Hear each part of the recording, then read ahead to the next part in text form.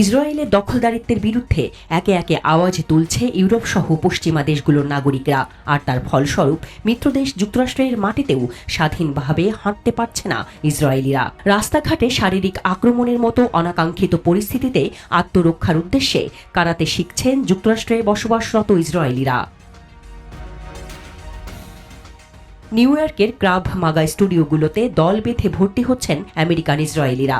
রাস্তাঘাটে বাড়তে থাকা হেড ক্রাইম এবং শারীরিক আক্রমণ থেকে নিজেদের রক্ষা করতে ক্রাভ মাগা প্রশিক্ষণ নিচ্ছেন তারা। ক্রাভ মাগা মূলত জুডো, কুস্তি, বক্সিং এবং কারাতের সমন্বয়ে তৈরি একটি ইসরায়েলি শারীরিক প্রতিরক্ষা পদ্ধতি, যা নিউ ইয়র্কে বসবাসরত ইসরায়েলি কমিউনিটির মধ্যে একটি জনপ্রিয় প্রশিক্ষণ। এই কৌশলের মাধ্যমে একজন ব্যক্তি দ্রুত আক্রমণকারীকে প্রতিহত করে নিজের সুরক্ষা নিশ্চিত করতে পারে। সম্প্রতি ধারণ করা এক ভিডিওতে দেখা যায় স্টুডিওর ভেতরে প্রশিক্ষকদের সঙ্গে ঘাম ঝরাচ্ছেন ইসরায়েলি আমেরিকানরা। শেষমেশ টসাহি নামের এক প্রশিক্ষক হাতে কলমে দেখাচ্ছেন কিভাবে হঠাৎ আক্রমণের মুখে কয়েক সেকেন্ডের মধ্যে প্রতিপক্ষকে প্রতিহত করা যায়। চারপাশে দেয়ালে টাঙানো ইসরায়েল ও মার্কিন পতাকা, যা তাদের দ্বৈত পরিচয়ের প্রতীক। এক কোণে ঝুলছে কিডন্যাপড শিরোনামের পোস্টার, যাতে 2021 সালে হামাসের হাতে অপহৃত দুই ইসরায়েলি তথ্য দেওয়া হয়েছে। আগে ইহুদি বিদ্বেষ অস্বাভাবিক ছিল, এখন তা স্বাভাবিক হয়ে গেছে, যেন তাওয়াতে বসা ব্যাঙের মতো অবস্থা। পরিস্থিতি দিন দিন আরো খারাপ হবে, আর মানুষ তাতে অভ্যস্ত হয়ে যাবে।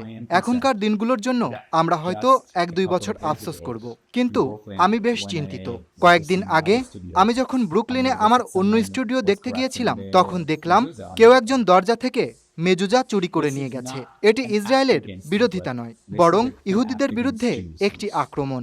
যারা এটি বুঝতে ব্যর্থ হচ্ছে, তারা এই খেলায় পিছিয়ে পড়বে এবং পরবর্তীতে আফসোস করবে। আমি এখানে এসেছি নিজের জন্য, আমার সম্প্রদায়ের জন্য এবং সংকটে থাকা সবার জন্য রুখে দাঁড়াতে, শুধু একজন ইহুদির জন্য নয়, কারণ আমি মনে করি এটা ইহুদি ধর্মের একটি সহজাত ও মৌলিক নীতি। দুঃখের বিষয় হলো পরিস্থিতি আরো খারাপ হবে। যতক্ষণ না আমরা এটা সামলাতে পারি, ততক্ষণ এটি আরো খারাপের দিকে যাবে। তবে আমরা এখানে আছি, তাই আমাদের উচিত নিজেদের সংহতি এবং বন্ধুদের খুঁজে বের করা।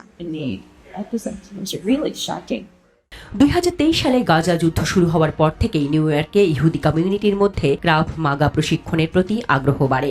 এরপর থেকেই শহরের বিভিন্ন সেলফ ডিফেন্স স্কুলে বাড়তে থাকে ভর্তির সংখ্যা। চলমান নিরাপত্তা উদ্বেগ এবং রাস্তাঘাটে বেড়ে যাওয়া আক্রমণের কারণে ক্রাভ মাগা এখন ইসরায়েলি কমিউনিটির কাছে কেবল প্রশিক্ষণ নয়, বরং আত্মরক্ষার অপরিহার্য কৌশল। ইহুদিদের যখন নিজস্ব দেশ ছিল না, তখন তাদের ঘৃণা করা হতো।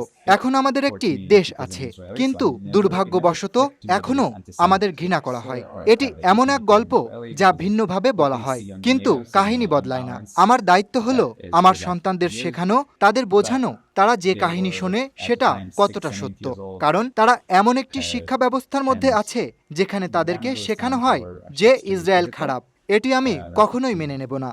স্রোতের বিপরীতে লড়াই করা সবসময় জনপ্রিয় না হলেও এটাই সঠিক কাজ।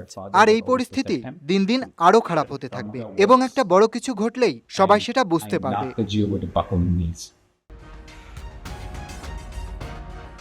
Desk report, Dhaka express.